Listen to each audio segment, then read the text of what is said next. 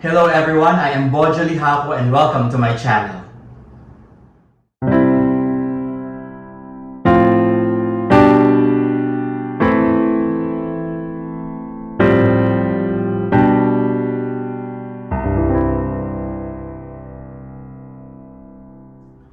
I am Bojo Lijauco and I am a choral conductor, a choral music composer, and arranger. This video will be the start of a series of lectures on choral music. My idea is to really walk you through the whole choral experience, much more like you are reading a textbook or attending a class in choral conducting.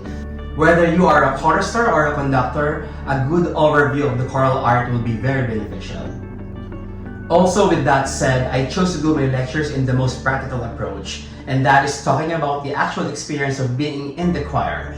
Imagine yourself from the point where you are still planning on joining a choir, and then you audition, being accepted in, attending the rehearsals, and the most exciting part, learning the pieces, and finally doing performances.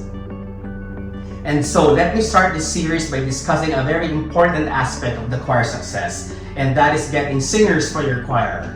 In my many years as a conductor, I have been blessed to have amazing, dedicated, and talented singers. Just having the blessing of members kind of assure the success of the choir in general. So how do we get members? How do we audition? The audition process can be divided into 3 stages. Number 1, the pre-audition. This is the preparation stage. Number 2, the audition proper, which later in the video we'll discuss by dividing into several parts. And lastly, number 3, the post-audition. Let us go to the first stage, which is the pre-audition. This part really is simply to make the audition public. This goes down to advertising your audition. Whether your choir setup is a church choir, a community, or a school-based chorus, and any of these are either professional or an amateur choir, you may need to put the word out that you are looking for singers, that you are open for auditions. What should be in the announcement? You may specify the exact need of the choir. For example, if you just need a soprano or a bass, or if you're in an audition season, like meaning everyone in the school or community knows that you're during maybe September, you hold an audition, then you are basically open to all voices. Also, make sure that you specify the venue of the audition, the time, the date, and the contact information like emails or phone numbers. In most cases, the announcement also includes the song requirements for the applicants to prepare. Specify like sing a sacred piece from the Baroque era, or an art song, a lieder, or a Broadway piece. Those you need to specify. Even before this COVID pandemic happened, many choirs, including mine, would conduct a screening round of audition over the website or any social media page. They fill up a form where they can supply their personal data and photo. In this, we require applicants to send an unedited video of their performance, then they will be screened, and upon the approval of a committee or the director, the ones who pass will be informed of a callback for the actual audition. This is basically done to save time and to avoid a big pool of applicants coming in on the same day. Another way to avoid this is to have multiple audition dates and the applicants are assigned on a specific schedule. Before, doing an advertisement can really cost an amount of money, but now you can resort to making electronic posters that you put up on your website or any social media platform. What goes on inside the audition, and ultimately, what are the things that the conductor are looking for from an applicant singer? Before we continue, you want to make sure that the physical setup of the venue is appropriate for the audition. There should be a waiting area for the other applicants as they wait for their turn. At the waiting area, you may hand out forms to fill up, which includes their names, contact information, any musical background, and so on. Unless on your website, they have already filled up all these information for you. Inside the audition venue, make sure that the applicants will stand on a place where you can hear them well and see them properly. You may also set up a video to record the auditions for reference when you are evaluating and selecting. The way we handle the audition in terms of how we appear to the applicants can change among conductors. I, for a fact, would not want to appear scary or intimidating. I want to look accommodating. But that doesn't mean that I will make the applicants feel so relaxed in the audition. I want them to feel the weight of their performance by being professional in my approach to the audition. In my experience and practice, the audition itself is divided into 5 stages: self-introduction, performing of the prepared song, vocalises, listening ability, which is the auditory skills, and last is sight reading ability. I would ask the applicants to tell me something about themselves. That way, I can see how the applicants talk, act, and move in front of an audience. You know, just to gauge the confidence of the person in front of an audience. This will also be the best chance to check for distracting mannerisms that will need to be worked on. At this time, you may need to be sure that you have an accompanist ready to play for the applicants. It will be good also if the applicants bring along with them an accompanist. Ideally, we should require at least 2 contrasting pieces from them to sing, but one song will do and hopefully be able to show the vocal strength and quality of the applicant. I do believe that all performers, solo and ensemble, are as good as their last performance, or if I may put it differently, you are judged by your last performance. Most of the time, applicants come in for audition and I know nothing about them, like if they're talented or they are already a star singer from their previous choir, and the only selling point for them to be accepted is that one song in that audition.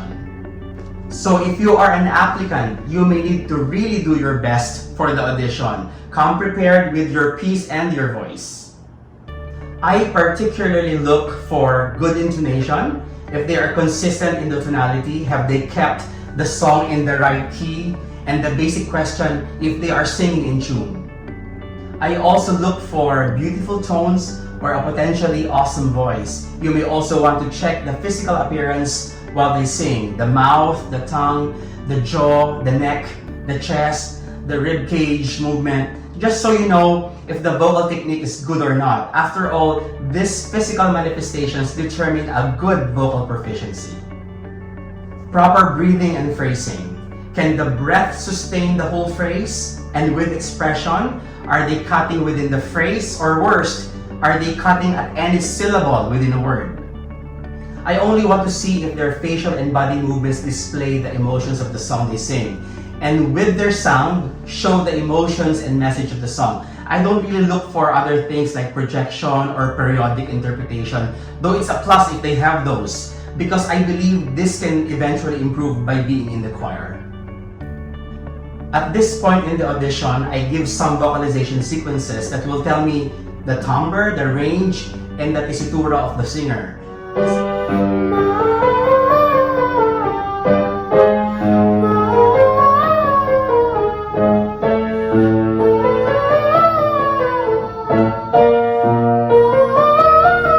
The sequences will depend if the applicant is a soprano, alto, tenor, or bass. I will discuss more about the vocal characteristics on another video, but just to point out that the main reason for these vocalizations is to place the singer in the appropriate voice section, even to that detail of whether a soprano will be a first or a second soprano.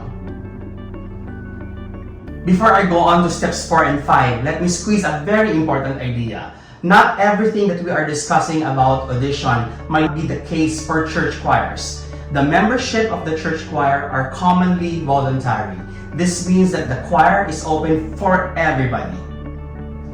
So the usual thing is you have members who are very, very young and those who are seasoned with experience and years. And you as director will take everyone in as long as they are willing to serve God and the church, right? So steps 1 to 5 will be ideal. That's a great blessing for the church choir to have a member who is vocally equipped, can read music, and with good intonation. But realistically, I know that only steps 1 to 3 will be applicable. Even if they can't read music, or even if their listening skills needs a lot of work, you will take them in. For steps number 3, the vocalists, it will be done only to properly place the singer in the right section. I usually write 3 to 5 challenging short melodic phrases that I will play on the piano twice, after which the applicant will sing it back using a neutral syllable like a, ya, or u.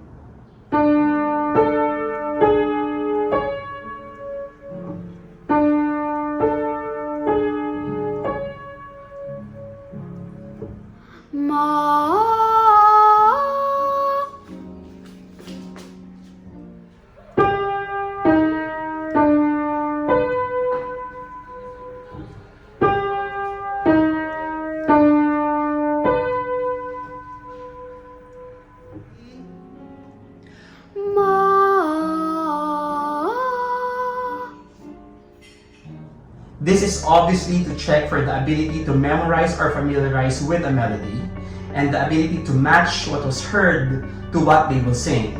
This particular skill is so important for all musicians in general. As all conductors wish that all the choristers can read music, not just read, but sight read.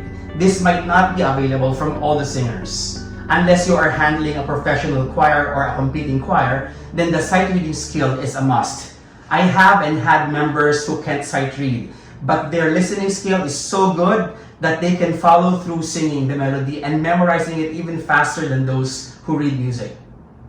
For this stage, I will give the applicants an SATB score, hopefully something that they have not sung before, and ask them to sing the line of either the soprano, alto, tenor, or bass, depending on what they're applying for.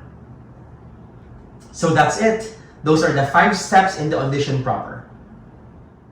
As you listen to the applicants, be sure to write as much notes about their performances. You need to be comprehensive and consistent with your notes for all applicants. This way, you can properly compare all applicants by the merit of their intonation, natural expression, reading and listening skills, and their vocal technique. Try to avoid sending message of approval or rejection during the audition. Save the judgment for later when you have finished listening to all the applicants and that proper deliberation has been made. This leads us to the third and last part, which is the post-audition. This is the time to give the verdict, to say yes or no. On both situations, it will be good to tell them formally by a letter. And most importantly, thank them for auditioning and for considering to join your choir. If they are accepted, then the letter should indicate when should they report or start attending the rehearsals. For those who are not considered for acceptance, you may want to give them encouragement. Tell them why their audition was not successful. I am sure that an honest and professional feedback will be much appreciated.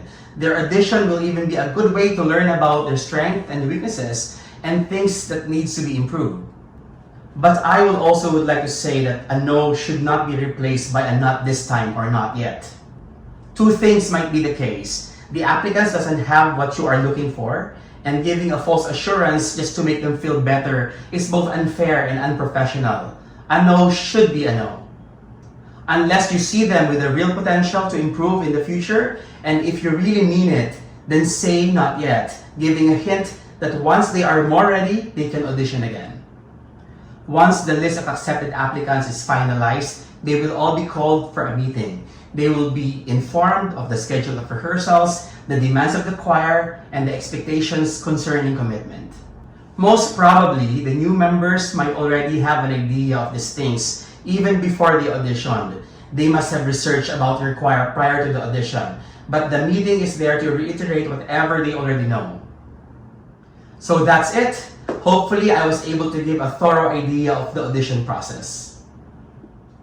What is your experience when you had your audition? Or if you are a conductor and based on your experience, you may want to add something, or if you feel that I missed some points, you may share them at the comment section and hopefully we can interact. If you find this video helpful, please give it a follow, subscribe to my channel, like and share the videos, and hit the notification bell to be informed of upcoming videos. Thanks for watching. Happy class, everyone.